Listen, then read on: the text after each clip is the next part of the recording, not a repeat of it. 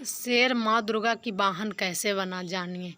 शेर माँ दुर्गा का वाहन बनने की कहानी तब शुरू होती है जब देवी पार्वती घोर तपस्या करके भगवान शिव को पति के रूप में पाने की कोशिश कर रही थी। सालों तक तप करने के बाद माता पार्वती को भोले भंडारी अपनी पत्नी के रूप में अपना लेते हैं। इसी बीच तपस्या की वजह से माँ पार्वती का रंग काफ़ी काला पड़ जाता है। एक दिन ऐसे ही बातचीत के दौरान भगवान शिव माँ पार्वती काली कह देते हैं माँ पार्वती को काली कह देते हैं। ये बात उन्हें पसंद नहीं आती।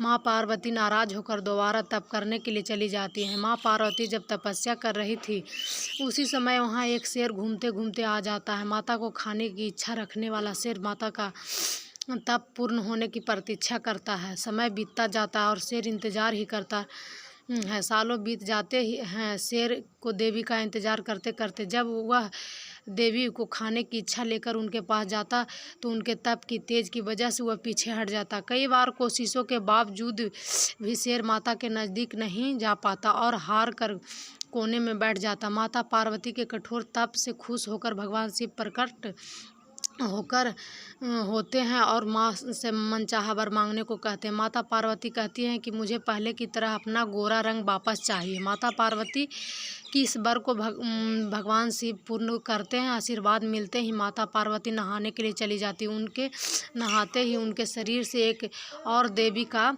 जन्म हो जाता है जिनका नाम कौशिकी पड़ता है। नहाते समय उनके शरीर से काला रंग निकल जाता है और माता पार्वती का रंग पहले की तरह साफ हो जाता है। इसी वजह से माता पार्वती का नाम गौरी भी रखा जाता है। नहाने के कुछ देर बाद जब माता पार्वती बाहर जाती हैं तो उनकी नज़र शेर पर पड़ती है जो माता को खाने की प्रतीक्षा में भूखा ही एक कोने में बैठा था। माता पार्वती भगवान शिव के पास जाती और उनसे वरदान मांगते। माता पार्वती कहती हैं कि हे नाथ, ये शेर सालों से मुझे भोजन के रूप में ग्रहण करने के लिए इंतज़ार कर रहा था। जितना तप मैंने किया उतना ही तप मेरे साथ इस शेर ने भी किया है।